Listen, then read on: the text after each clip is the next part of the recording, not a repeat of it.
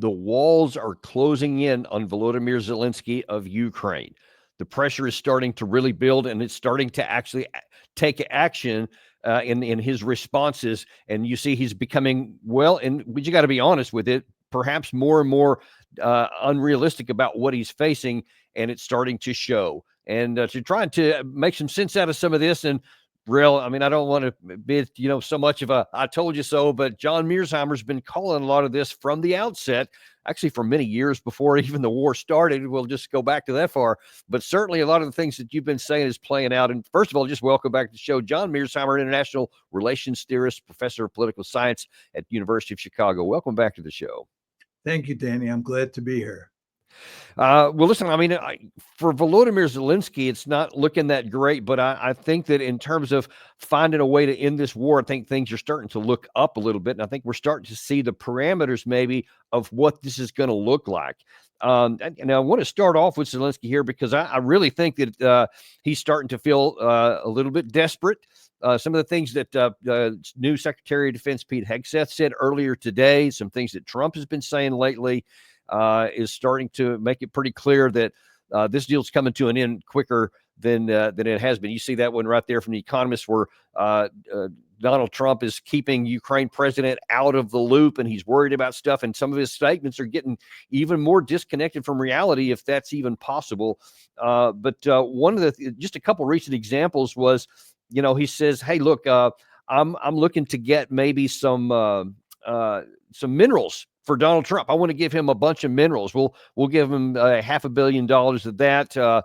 And one of the more interesting ones here recently that he said to the Russian side is, "Hey, I tell you what, I'm willing to give you Kursk back in exchange for something." And that has received an interesting and not at all surprising view from Moscow. Here's how France 24 captured those two things. A few months ago, right before the U.S. election, Zelensky had said that Ukraine was not willing to make any territorial concessions, regardless of the U.S. election result. And now you have Donald Trump in power. Since then, Zelensky started talking about temporarily maybe ceding some territory to Russia in exchange for joining NATO. And now, finally, openly, he says, we are willing to talk about a land swap. He's talking about something very specific. He says that he's willing to give Russia back the Russian land that Ukraine controls right now in the Kursk region. The Russians are not even talking about what type of territory they would cede. They're simply saying, we're not going to entertain that discussion. The Kremlin response came today with Dmitry Peskov, who is the spokesperson for the Kremlin. He said about the land swap, that is impossible. Russia has never and will never discuss the topic of exchanging any of its territory. What do you make of that transition she talked about of Zelensky, really even in the last 6 weeks, a pretty significant shift? Well, I think that Zelensky sees the writing on the wall. I mean, there are two things happening here from Zelensky's point of view. One is the situation on the battlefield is continuing to deteriorate, and the Ukrainians have no way to fix that problem. The second thing that has happened is that Donald Trump got elected, and Trump wants to basically shut down the Ukraine war. He's not interested in supporting Ukraine anymore. He'd like the Europeans to do it if anybody does it. And Zelensky surely understands that without robust American support, there's no way that Ukraine can survive over the long term in this fight against the Russians. The Russians will win on the battlefield. He is now realizing that, and he's looking for a way out. The problem is that he and Trump can't find a way out because they're unwilling to accept Russian conditions. And those Russian conditions, which Sergei Ryabkov just reiterated a couple of days ago, is everything that Trump said in June, on June 14th of last summer, where it was all the 4 administrative borders, the 4 provinces that they annexed. It's the no NATO, it's a neutrality status. And then it's also, and these are, I think, some of the more thorny parts here, the issue of demilitarization, and, as the Russians define it, denazification. He says all of those conditions will be necessary. He's saying that, and certainly Sergei Lavrov has reiterated recently, that they're not willing to give on any of those. Can Russia enter into these negotiations and be firm on all of those points? Well, I think it'll be firm on the first three. The Russians are going to insist that the West and Ukraine accept the fact that those four oblasts in the east, plus Crimea, have been formally annexed by Russia, and they're now Russian territory. Second, the Russians will not cave on the whole issue of Ukraine in NATO. And that includes de facto membership as well as de jure membership. All this talk about security guarantees to Ukraine from the United States and from the West more generally is just another way of talking about de facto NATO expansion. That's not happening. And with regard to demilitarization, the third demand, I think that the Russians are going to demand, as they did in the Istanbul discussions in March, April 2022, that Ukraine's military capability be greatly limited. The fourth condition, which is denazification, I think that's one that they won't press hard on because that involves regime change in Ukraine. And to really make that work, they would have to conquer all of Ukraine. And I don't think the Russians have an appetite for that.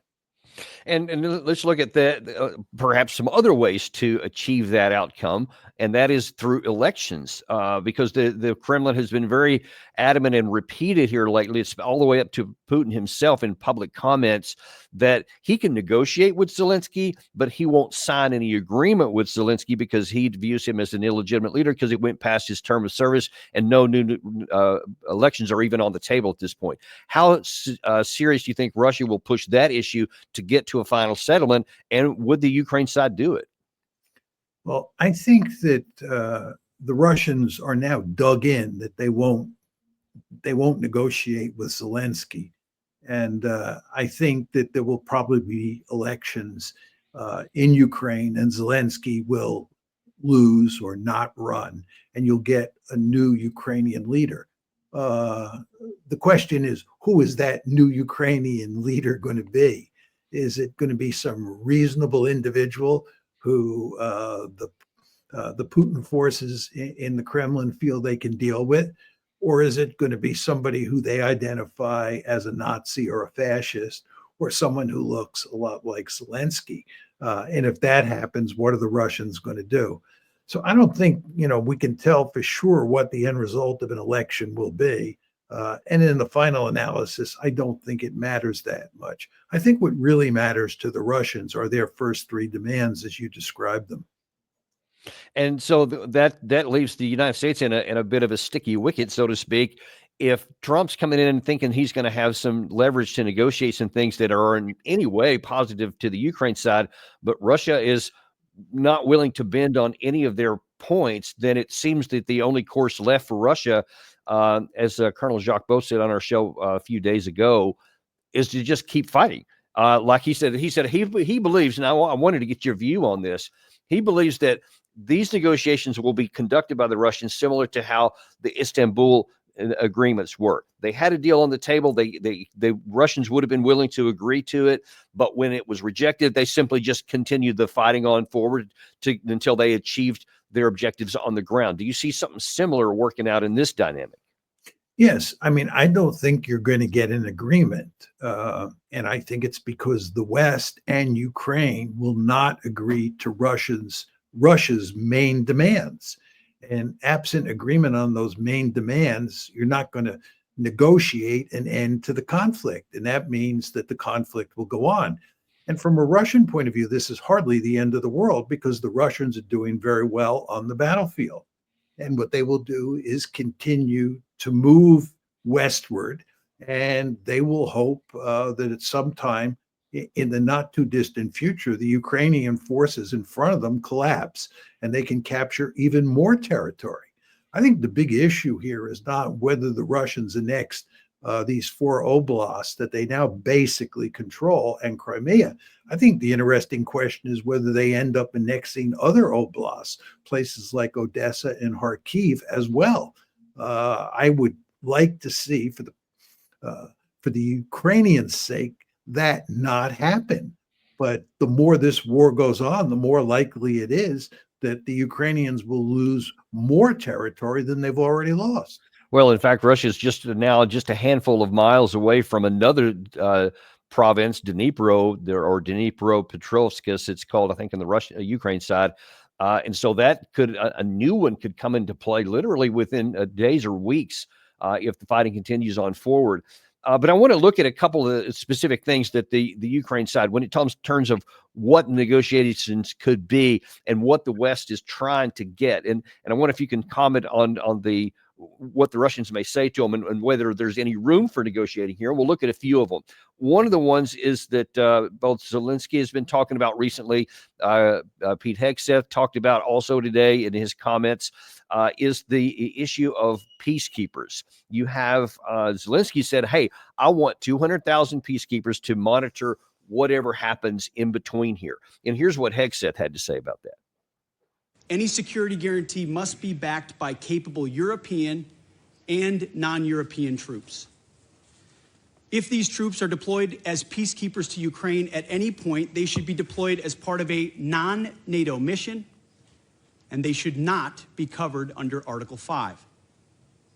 There also must be robust international oversight of the line of contact. To be clear, as part of any security guarantee, there will not be U.S. troops deployed to Ukraine. Okay, I'm glad he's saying there's going to be no U.S. troops involved. I'm glad he's expressly saying Article 5 will not apply to this.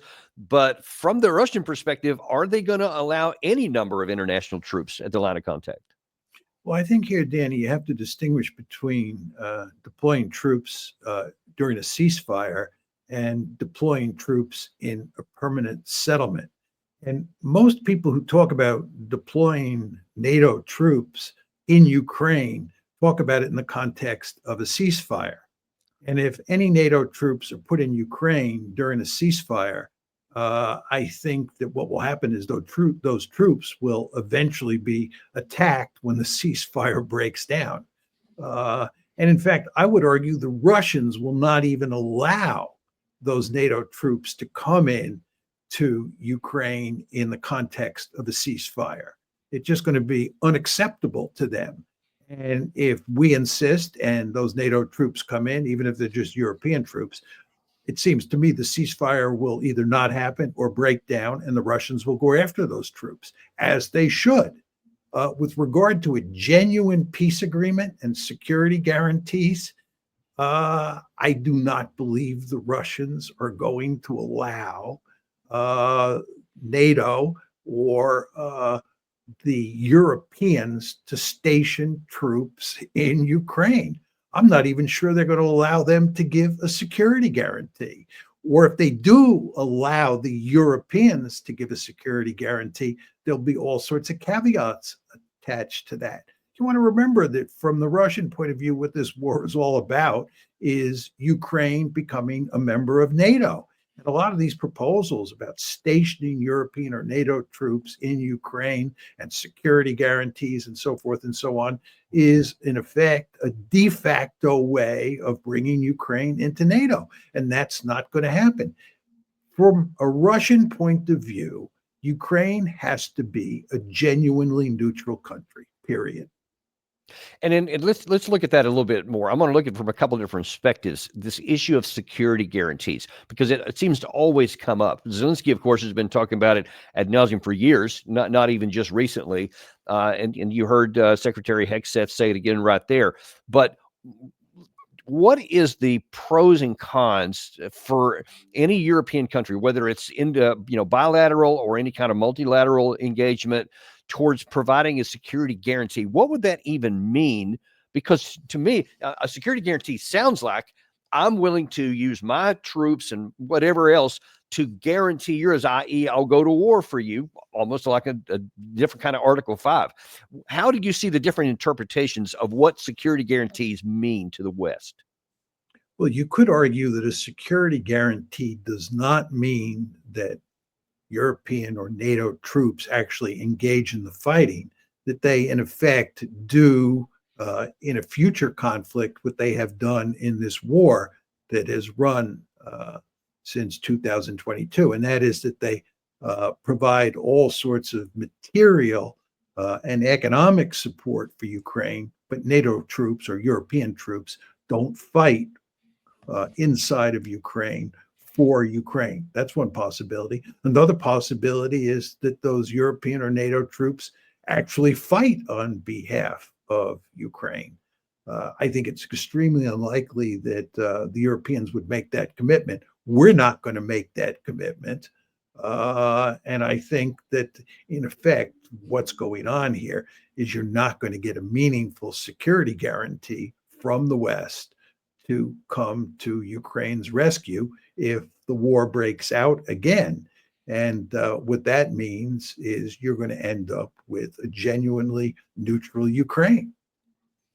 And in some of these countries where they've had neutrality, I think the Austrian state treaty, I think, is one that's mentioned a number of times. Some of the other countries in, I can't remember which one it was, not Sweden, but Finland. Finland. Yeah, those two, Finland and Austria. I mean, they were neutral countries, but did they also have security guarantees from other countries? No. Finland and Austria were both genuinely neutral countries during the Cold War. And there was no way we were going to give them a security guarantee, in large part because they were, in effect, in the Russian sphere of influence, or what was then the Soviet sphere of influence. And that would not have made sense. In the same way that we, did not go in support of the Hungarians in 1956, or go in support of the Czechs in 1968. That would have been crazy. And the same is true with regard to giving Austria a security guarantee or Finland a security guarantee. And so why isn't it in the interest of Europe to apply that same model here and say, look, your best security guarantee is just not to pose a threat to Russia. Be neutral. We won't enter into there, and that will by itself lower the risk that Europe or that Russia would ever invade again, as the fear it goes. That makes perfect sense to you, and it makes perfect sense to me. But for some reason, it doesn't make perfect sense to the vast majority of security experts in the West. And what do you attribute that to? Because I can't come up with a logical reason why they would not want to go down that path and cling to another one, which is illogical.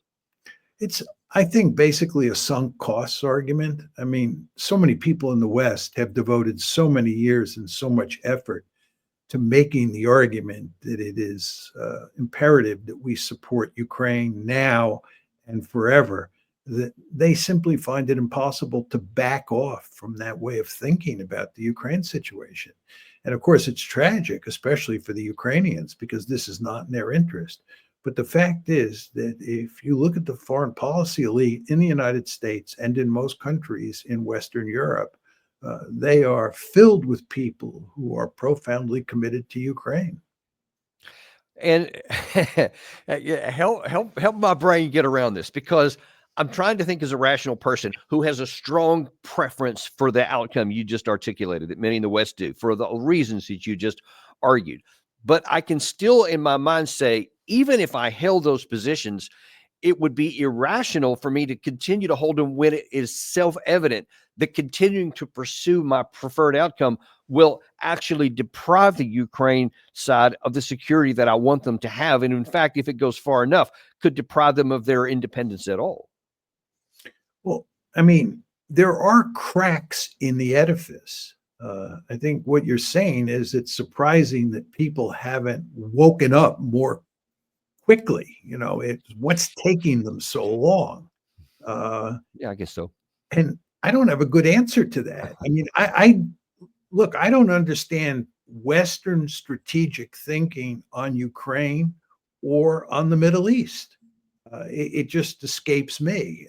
If you think, from my point of view, if you start to think about what is in the American national interest, a lot of what we do does not make sense to me. And I know you share my views on Ukraine, uh, but that's just the way it is. Well, that's just okay. I mean, that I can't really argue with because I can see it on the ground. It's playing out that way. All right. So if 200,000 peacekeepers is one of the things that Zelensky's wanting, one of the other things he said on Piers Morgan's, where you have made a number of appearances, he added this little jewel: if it would be swell if this was the case. Will we be given nuclear weapons? Then let them give us nuclear weapons. Will they give us the missiles in the quantities that we can stop Russia? And I'm not sure of that, but I think it would help. Otherwise, what missiles can stop Russia's nuclear missiles? That is a rhetoric question.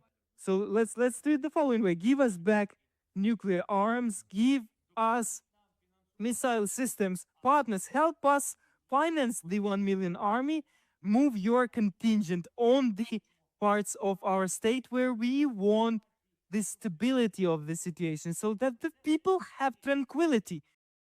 Of course, stability and tranquility are definitely going to happen if we give Volodymyr Zelensky nuclear weapons. I mean, if this was a skit on Saturday Night Live, that would be more plausible. But this was said seriously. What do you make of that? It's desperation. I mean, he's desperate.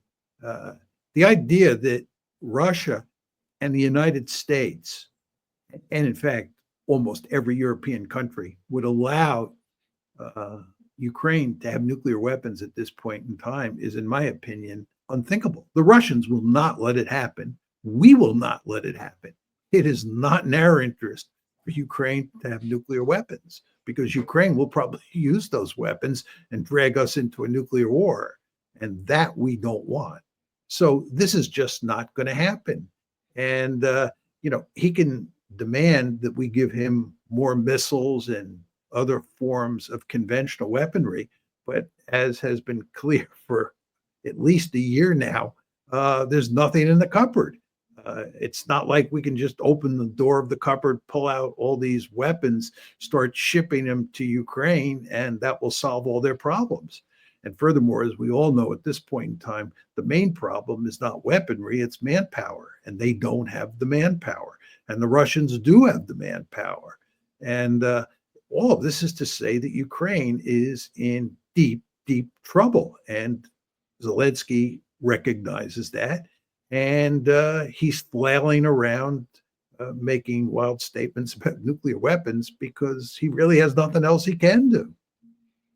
And, you have to wonder, will there come a point? I was going to say at what point, but will there come a point to where a number of other Western powers, and we'll just stick with the main ones, the UK, France, and Germany especially, will they say, wow, these things are starting to get, these comments from Zelensky are starting to get so outrageous that we have to start asking this hard question. Can Zelensky be a rational actor and negotiate something away? We keep saying no talks about Ukraine without Ukraine, but Professor, will there come a point to where we have to say, I'm not sure that he can be a rational actor. We may have to negotiate without him. Well, that may be true. It's hard to know what Western leaders are thinking on this issue. I mean, I believe there's a more important issue than Zelensky. The question is the West, and here we're talking mainly about the United States, willing to accept Putin's key demands and cut a deal? You have to start there. And if the answer is yes, that we're willing to cut the deal, we're willing to recognize the Russian annexation of these 4 oblasts plus Crimea, we're willing to accept the fact that Ukraine will be a neutral country, then we can worry about Ukraine. But there's no point in worrying about Ukraine when we can't even agree on the basic Russian demands. So there's just no deal on the table, independent of Ukraine. So I think that worrying about Zelensky doesn't matter very much. Well, it's hard to argue with that one. So one other thing I wanted to look at specifically to get your views on. So if there was the issue of giving back Kursk, if there was the issue of 200,000 peacekeepers or nuclear weapons, the last thing is about Zelensky saying, hey, how about this? How about I just give you $500 billion, Donald Trump, of our mineral wealth? and then that will help us get peace. This is actually what he said. And in fact, in response to that, Trump a few days ago had an interview with Bret Baier where he said this. I know you want a Ukraine-Russia peace deal, but how do you get both sides to the table? I think it's going to happen. I think we've made tremendous progress in the last week. We're dealing with the Russians. We're dealing with the Ukrainians. I think there's going to be something done, I hope. Zelensky says that he's up to doing some equity deal where you get rare earth minerals or something. I've asked them, look, the United States is in for more than $300 billion, probably 350, and Europe's in for probably $100 billion. We're in for more than twice, maybe even 3 times what they are. This should have never happened. Biden should have never let that happen. Ukraine, though, you think you can get a deal? Do you keep sending American weapons until you do? No, what I'm saying is the following. They have tremendously valuable land in terms of rare earth, in terms of oil and gas, in terms of other things. I want to have our money secured because we're spending hundreds of billions of dollars. And, you know, they may make a deal, they may not make a deal, they may be Russian someday, or they may not be Russian someday, but we're going to have all this money in there. And I say, I want it back. And I told them that I want the equivalent, like $500 billion worth of rare earth. And they've essentially agreed to do that. So at least we don't feel stupid. I mean, let me just ask the fundamental question, first of all, here. What does Zelensky think he's going to get for this $500 billion? Because it sounds like Trump's just thinking that's $500 billion for what we've already spent. Like he's just going to take that. But Zelensky seems to be thinking that's going to somehow lead to something else. Do you have any idea what Zelensky's intending? Well, I think it's implicit in what Zelensky has been saying, and even what Trump has been saying, that we will continue to support Ukraine if they give us $500 billion worth of these critical minerals. That, I think, is what's going on here.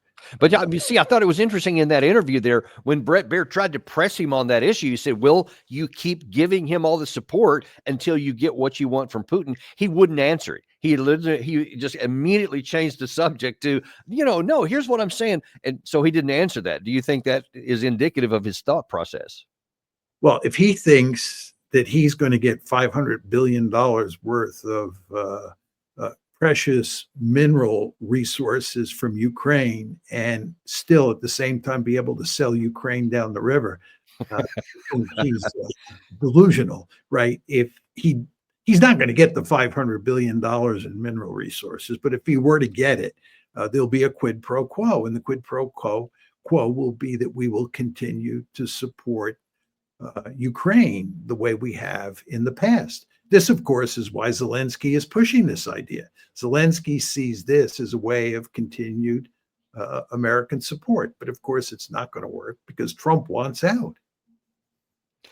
And let's look at what happens if Trump let's say that Trump actually went ahead and said, yeah, that's a good deal. I'll take that. So I don't know. You said there's nothing in the cupboard, but I mean, I guess he could just open up the family cupboard, the stuff that we actually need for our security, for our war fighting needs if we had it. And let's just say that for some reason he felt that was okay and he started doing that.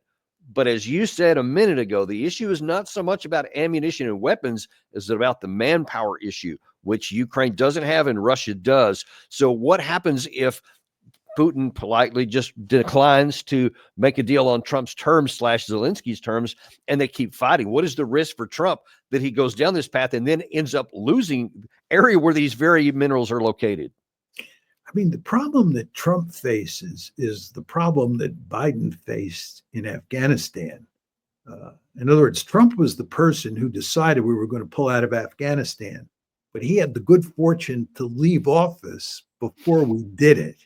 And it was under Biden's watch that we left Afghanistan.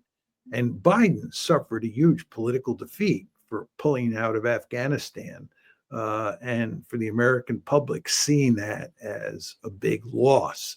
And Trump's problem here is that if we lose in Ukraine, which is eventually going to happen, it's going to be on his watch. And he's going to have egg all over his face.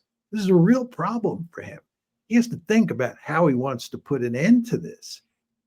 And I think if I had been playing his hand, even before I came into office, but certainly after I came into office, I would have told the whole world I was inheriting a situation where it was clearly the case that we could not win the war in Ukraine and that we were going to lose. And it's not my fault.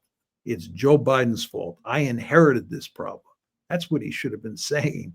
But he didn't say that. And it's now his problem. He has to handle it. And he has no way of solving this problem of putting an end to the crisis and creating a genuine peace agreement between Ukraine and the West on one side and the Russians on the other. So what's going to happen here, as we said before, is the war is going to go on. The Russians, I believe, are going to win an ugly victory, and it's going to be a smashing defeat for both NATO and for President Trump. Well, that's the ugly side of that possibility. What do you think President Trump can do at this point to at least mitigate? I won't even say get rid of, but at least mitigate that outcome by having maybe a softer landing, if you can use that analogy. I think there's only one thing he can do, and that is he can agree to Russia's demands. But that's politically unacceptable, certainly. And so how can you, and if, again, putting yourself, you're in the White House now, how would you try to have a soft landing and at least put the best face domestically, politically as you can? Because you see, there's no other outcome. It's either really ugly or just ugly. I mean, I don't have a good answer to that. You know, sometimes people ask tough questions, and they're tough questions because there is no answer. And there's no answer to your question, in my opinion. I mean, how would you do it? Well, I mean, if you don't agree to Russia's terms and you recognize the fact that you're going to lose, that the Russians are going to prevail in Ukraine, what's the soft landing? I honestly, I would just be honest and say the outcome that Professor Mearsheimer laid out there is ordained because in an ABC reason, the fundamentals are irrevocable. So we're going to do the best thing that we can for the Ukraine side and keep as many people alive as possible. And then we're going to get this war off the table, and we're going to go about rebuilding whatever's left and ensuring our security. I mean, it seems like that would be a potentially winning argument. I think winning is much too strong a word. All right. I agree. Winning is too strong a word. I concede your point. You know, as I like to often say when I teach the students, that international politics is all about choosing among bad alternatives. And I think the policy you were just putting forward is the least bad alternative, but I think it's still a bad alternative. Yeah, I can't really argue for that. You and I are very clever guys, and we've been studying this issue for a long time. And we have both of us as good Americans have the interest of our country at heart. And the fact is, we just can't figure out how to do this, and come up with some sort of soft landing, to use your rhetoric. It's just hard to see.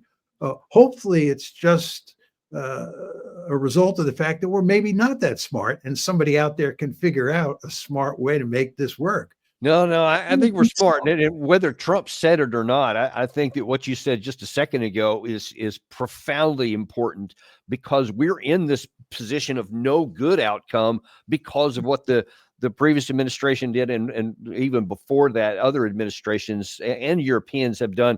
I mean, let's go back to late 2013, really, and rolling all the way forward. This is now where we're at because we refused to take any of the off-ramps. Many off-ramps were available. Now then you've got Trump coming in, who's got such a limited band of, ugly or really ugly. I think that's kind of where we are. Yeah, and I would say, Danny, we ought to take this back to April 2008 when the decision was made to bring Ukraine. That is better. Absorb Ukraine at some point. That was a catastrophic decision. One cannot underestimate the damage that has been done as a result of that decision. And it's not only the damage that has been done, it's the damage that will be done moving forward. It's a huge blunder.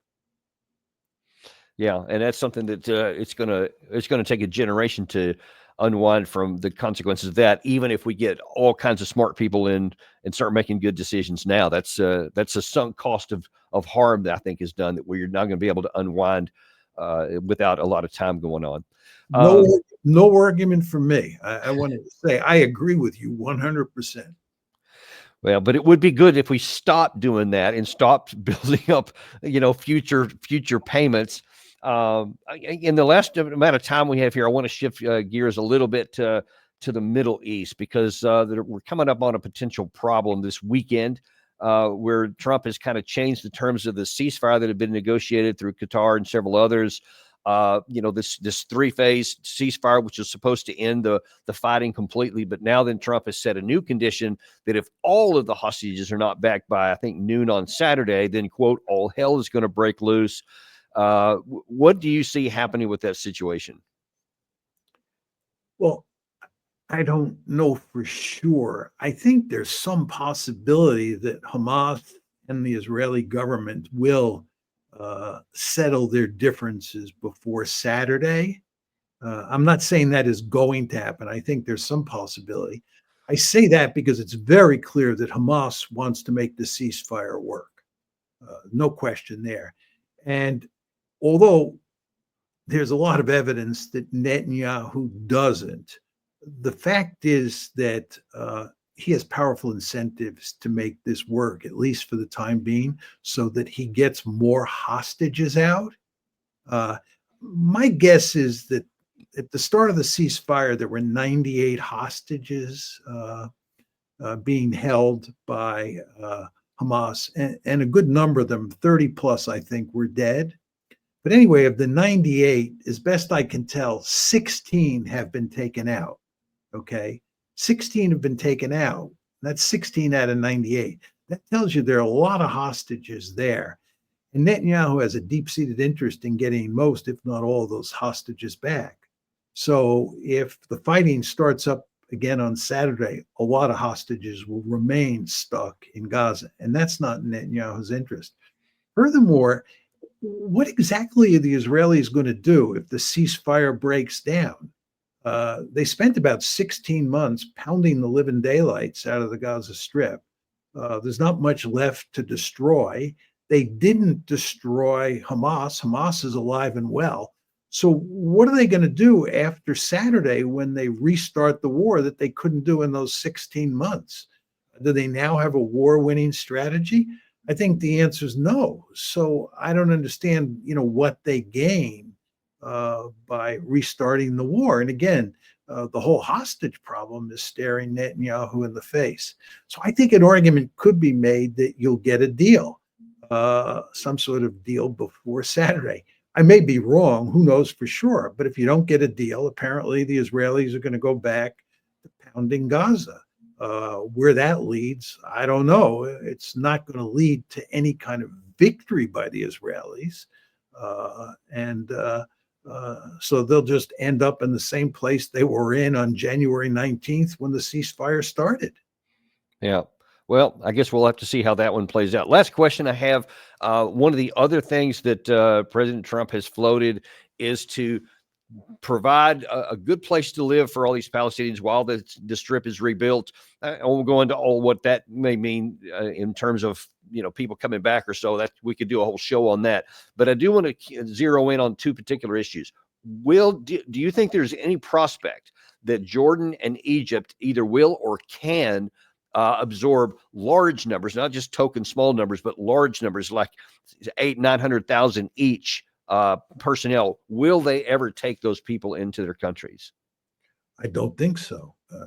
I think it's quite clear that every Arab country, indeed every Arab and Islamic country, is adamantly opposed to a ethnic cleansing policy that results in the Palestinians being displaced to Jordan and Egypt. And King Abdullah, the head of Jordan, made it clear yesterday that he was not going to go along with this scheme of President Trump's.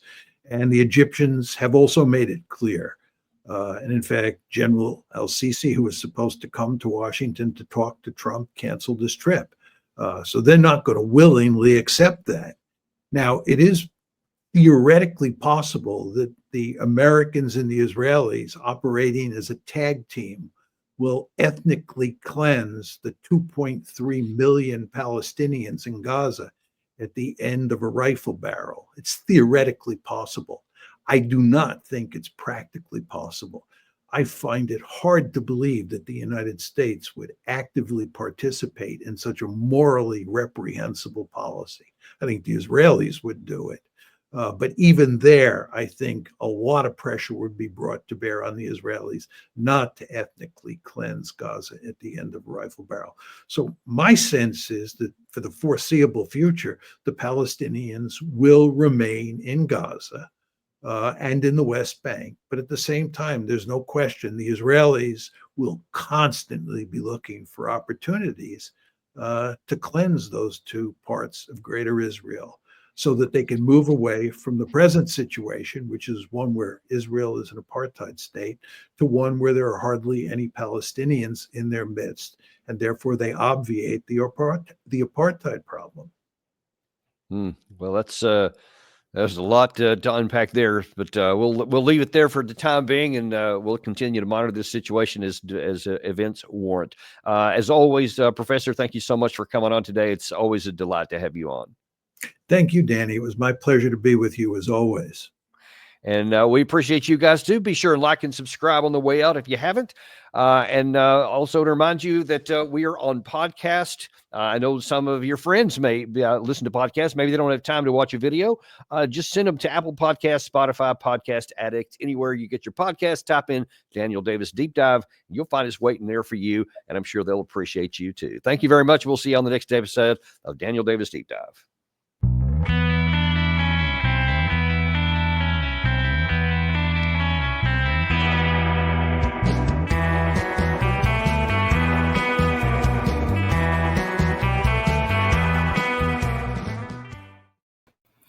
Great discussion, gentlemen. That was good.